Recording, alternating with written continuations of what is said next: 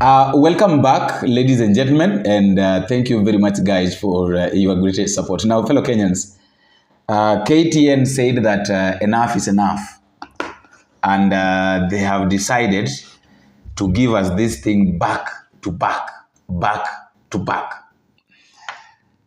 You can lie for quite some times.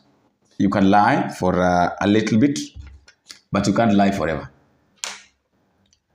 If you're used to lying, one day, one time, that lie or those lies will catch up with you. And I think the lies have really catched up with our president to a point that he doesn't even know what to say and at what time and where. And I love it because the KTN waliamua kufanya the Lord's work and they've collected all the data. This one was being done by Stephen Leto. Wameamua collect everything. So yao wamebadilisha, unaona citizen wanakuwa na news gun and then they always subdivide it. Tuko na Jamila, tunakuwa na Jamila, tunakuwa na Yvonne Okwara, Bonyo, Kaikai and Sam Gituko. Sasa hii ni mtu mmoja ndio wamesema aende akienda nayo. Can you listen to this expose and then we discuss it? Tuko na solution ya engineering na tuko na pesa ya kufanya hiyo kazi. Sina imani na hii serikali. We had been promised by the government it will be complete, let's say in 6 months. Kwani wanangojea kampeni ifike ili wakuje sasa wapige na hii barabara kampeni? From dusty plains of Marsabit to the coastal shores of Mombasa. Simu utakuwa unapiga free of charge. Simu haitakuwa inakatika kwa sababu sasa tutakuwa tumedeploy internet. From Moyale Nageni Badada Yoya to the lakeside city of Kisumu. Josia ya untie. Commitments have been made to Kenya's capital, Nairobi. Kila chief in the next 6 months atakuwa na tablet. William Ruto to move forward and receive. And nearly 4 years into the Kenya Kwanza administration, KTN embarks on a journey tracing the footprints of every project that the Kenya Kwanza administration has promised Kenyans since they took office. This promise tracker, a KTN special report, begins right here at the Nidi Bridge in Tharaka Nithi County. This is the most promised project by President William Ruto. Did he deliver or not?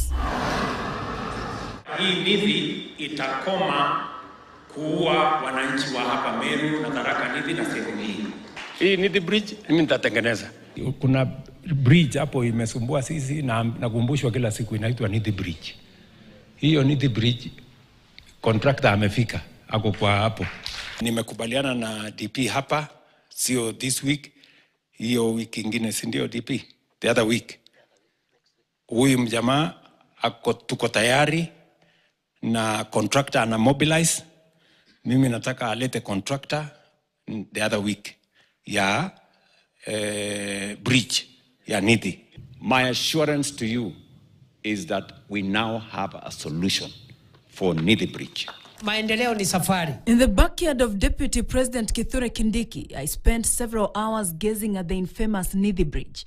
To call this bridge risky would be an understatement. Perched above a treacherous stretch, Nidi Bridge is a constant reminder of a tragedy waiting to happen.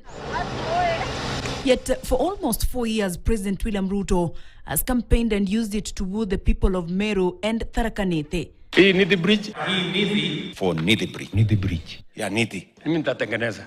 Today, the question remains, has the promise of a lasting solution crossed the notorious Nidi Bridge?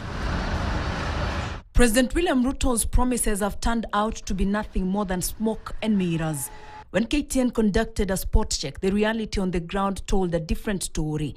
The same bridge that was constructed decades ago still stands. For years, this neglected structure has remained a silent witness to tragedy, claiming tens of lives. Several years down the line, concerned citizens are left wondering whether this was just optics. Sina imani na hii serikali. Hata kama wamefanya tu vitu zenye hatuelewi, hatuna imani na hii serikali kabisa. Kwa sababu ni serikali ya kusema, lakini inasema tu bila matendo. Na si ati pesa ati haiko, pesa haiko. Sasa tunauliza, kwani wanangojea kampeni ifike ili wakuje sasa wapige na hii barabara kampeni? Sababu walisema kuna pesa. Hata inaanza kupasuka hapo chini. Tutengenezewe hiyo haraka iwezekanavyo. Tuone kama watu wetu sio wa Tharaka Nithi, ni watu wa Kenya mzima ndio wanakufia hapo. Lakini ukiangalia wale wengi ni wale wanatoka Maua, Meru, pande hiyo. Because President William Ruto and his deputy are on record stating different quotations mixing the entire nation. We have 7 billion shillings ya kujenga Nidi Bridge. Sasa tumeweka pesa ya serikali 1.7 billion ya kujenga hiyo barabara, barabara kiasi, lakini mainly the bridge. Tuko na solution ya engineering na tuko na pesa ya kufanya hiyo kazi. There is 2 solutions to that bridge. One will cost us 5 billion shillings, and they have designed how it's going to happen. The other one is going to cost us 50 billion shillings. Hii Nidi Bridge mimi nitatengeneza. Inahitaji shilingi bilioni 7. Ni pesa nyingi. One phrase has become synonymous with President William Ruto's pledge: in 6 months. In 6 months' time, for the next 6 months, in the next 6 months, and within 6 months, in the next 6 months. Kuanzia mwezi wa 6. The in 6 months phrase is actually not new to President William Ruto's political vocabularies. It predates his presidency.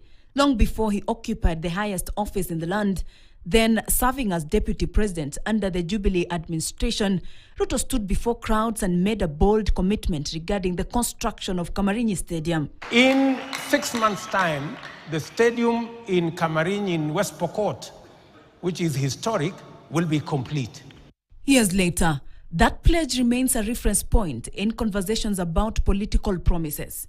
It is a pattern that continues to draw scrutiny, especially whenever familiar timelines resurface in new projects. And Kenyans are now asking if 6 months is a deadline or merely a political catchphrase. Let's shift focus to Elgeyo Marakwet County. And for residents here, the Kamarinyi Stadium pledge became a symbol of waiting and delayed transformation. The stadium, referred as a cherished athletic hub in a region known for producing world-beating runners, remained untouched for years since that promise was made. And it is not just Kamarinyi. President William Ruto promised many others before he took office. In 6 months' time, the stadium in Wote will be complete. In 3 months' time, the stadium in Chuka will be complete. In 3 months' time, the stadium in Moyale will be complete. In a couple of months, the stadium in Eldoret will be complete. In Nyeri, the president gave the title. There was a challenge of title. Now we have a title, and now the program has been rolled out. In Kiambu, in another 3-4 months, the stadium will be complete. And now with the full weight of presidency behind him, it has not taken 3 months or 6 months, or a few months like he mentioned it. It has taken President William Ruto's administration 3 years, and still there is little to show. Kamarinyi is set to host Mashujaa Day on October 20th this year, but construction is yet to commence. And perhaps the government will have to look for alternative grounds to host the national celebration.